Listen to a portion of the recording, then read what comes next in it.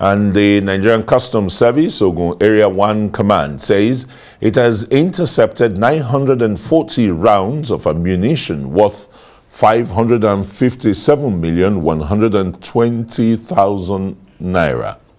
The NCS says the ammunition was concealed in sacks of gari and intercepted in the Diroko area of the state. Amadu Shuaibu, the area comptroller, says the interception occurred while the command's operatives were carrying out anti-smuggling operations along the border. He said the command is also on the trail of the smuggling cartel from the Republic of Benin for more than 2 weeks now. Okay, let's speak with Stephen Okwori, PhD, is an expert in security studies. Very warm welcome to Newsnight and congratulations on the new feather, right? The new title to your name. Yeah, thank you. Great. These are very, very sad times. In one fell swoop, warring community in Delta State falling, a lieutenant colonel, the commander of the 181 Amphibious Battalion, and 2 majors, including a captain and another 12 soldiers. In time of peace, 2 communities warring over a parcel of land or something. Very terrible indeed, right? Very well. Yeah, it's a sad one, if you ask me. And of course, you know, as a fellow of the Nigerian Army Resource Center, the military is one of my primary constituencies. Yeah. Yeah. And my heart goes to the families of the fallen heroes, if you ask me, that have lost their lives in the line of duty. They were ambushed. They were ambushed. It's a challenge. We have seen series of ambushes in this country. I don't want to take us back, but let me just do that. In 2013, there was this ambush in Nasarawa State, if you recall. Very well. The Ombate Nasarawa cult group. Saga with the Alakio, the late the chief priest then. Exactly. We lost about 60 DSS officers and the police. Yeah. Have we had any report about that? Nothing. Last year, at about August or so, about 32 soldiers, or 36, in Niger, in Borno State in 2020, in Zamfara, in Benue, in Konshisha, this same kind of ambush. They were responding to a distress call as a result of communal clash, and they lost their lives. Of course, we cannot easily forget Odi. We cannot forget Zaki Biam and the rest. Exactly. So those 2 communities in Delta State, as you security experts will say, they are in dire straits right now. Exactly. And surprisingly, the Delta State government has not responded to this kind of terror in its state, still waiting to, you know, have a Security Council meeting. What day is that going to hold? Because today is Saturday or what? Already. This thing happened on Thursday. Yes. That's 2 days away. Yes. For now, we should be seeing that traditional rulers in these communities should be answering questions, if not possibly dethroned, because these things happen in their domain. You know, because of the roles traditional rulers play in their various communities, these bad eggs within their communities are supposed to be known. You know, by now traditional rulers should be giving some information to the state government, but it's unfortunate that Delta State government has not said anything, and this is 2 days gone. So it goes to show that there is a lot that the government, the federal government, if you ask me, needs to do, because you see, must it be the federal government here? Yes. This happened within the jurisdiction of the chief executive of a state. Yes. So he would wait for the federal government to react to an issue that has happened in his own jurisdiction? You see, the sad thing is that most of these occupiers of positions like governors and the likes that we see, they get into this position without being prepared. You know, their predecessors just handpicked them from nowhere, and they just put them into those positions without being prepared for such a tax before then, if you ask me. So what is stopping the governor from reacting? As a result, I will expect that the state government should be making some heavy statements, you know, as in showing some sympathy, you know, empathy to the families, to the Nigerian army, to the Nigerian people. Exactly, but we're not saying that. To even lessen the tension and the rest. Rather, this tension is being heightened with the silence from the state government. Exactly. We're talking about officers and soldiers here on the mission for peace, you know. They were not going to take over or side any community that was, the communities that were being attacked or fighting each other. They were embarking on a peaceful mission. Look at, did you see the pictures, the videos of the gruesome mother?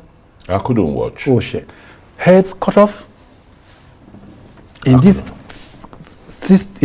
our society, Nigeria, and beyond the state government saying anything, organizations like Transparency International, all those groups that fight for human rights and all that, what are they saying? If the military now begins to attack these communities and all that, that is when they begin to come up with statements and begin to talk about human rights. It just followed the same pattern like OD community then, when, I mean, the authorities sent in, you know, a little detachment of police, the inspector and the officers were killed. Then it's okay, let us step it up and send a military contingent. They were wiped out. And that was when President Obasanjo said, no, level anything that moves there, level it. The same thing with Zaki Biam. How long can, you know, Nigerians continue to wake up to this kind of dastardly act? It's unfortunate that we have found ourselves in this kind of situation. I think that what the military now needs to do now is to see how to carry out some operations, like surgical operations, target operations, to see that innocent people are not being killed or arrested in this regard, you know. Because these people that have perpetrated this act, what is happening? Who are they? They come from families. They come from these communities, you know. So that's why I talked about the traditional rulers' involvement in investigating this matter, because they know the bad eggs amongst their community. Who are these people? It's so unfortunate that in Nigeria we are seeing this. Then the question is, wherein lies the hope of ordinary civilians like us? When military officers are being killed, beheaded? It's a shame. Let's look at other security situations. The customs in Ogun State arrested, you know, a cartel, a syndicate. They say that, well, they are still yet to arrest the syndicate, but they just impounded, you know, ammunition worth over 500 million naira. Why would they just impound the ammunitions and not getting the syndicates? They know where the syndicates are coming from, Benin Republic. They've been trailing them for 2 weeks now. Tell us. It's a shame, because any consignment that is entering this country has a bill of lading. And on the bill of lading, there are names of either companies or individuals that are doing that importation. Was it a fake name or a pseudonym that was on the bill of lading? So, but yeah, we are talking about this. Well, we need to commend the customs for arresting such situation. Just imagine the number of ammunitions in that sacks of Gary, if that succeeded in entering the country. Just imagine the harm it would have caused. More harm compared to add to the ones that we're already seeing in this country. Of course, you are aware that we have over 6 million arms and ammunitions in the hands of non-state actors. The small arms, yeah. Yes, you know. So just imagine that. So I want to commend the customs for that interception, you know. But I expect them to do more, not seeing that it crosses the borders, whether it be it Tinkana, the ports, or however it came in before it was intercepted in Ogun. Imagine that they succeeded in passing through and getting through. We've seen sometimes when they pass through, about 2-3 years ago in Onitsha market, when the police told us that 2 lorry loads of ammunition, you know, were impounded, 2 or 3 trailer loads and the rest. To date, nothing has been heard of that again.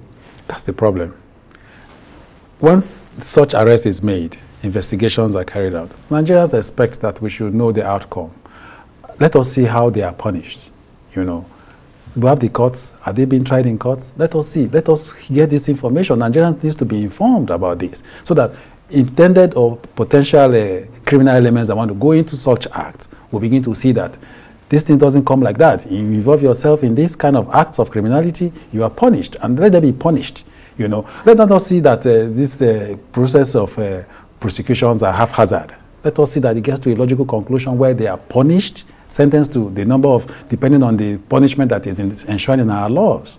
You know, people that are saddled with the responsibilities of seeing that these things work, let us see that they are doing their job.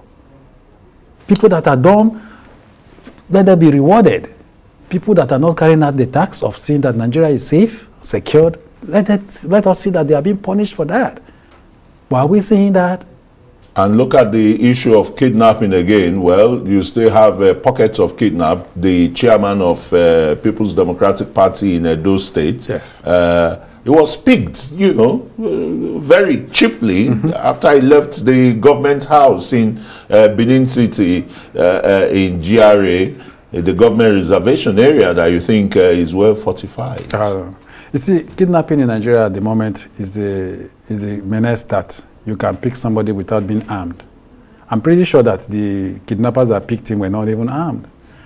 Can you say that of the over 280 school children in Kaduna State that they were not armed, or the children just walked with the kidnappers and said, "Take us, you know, when government brings the money, we're going to share the booty." Is it like that? It's very possible. Is it becoming like that? Yes, it's possible. When they know that they will not face any confrontation, it is in the event when they know they will face confrontation, they will arm themselves. How are they going to feed 280 children? That's the question. How are they going to feed 280 children? How did they manage to get these children to the location where they took them to? They passed through some certain communities, and they were just taking them like that. And you say that, you see, we have tried, I think we need technology.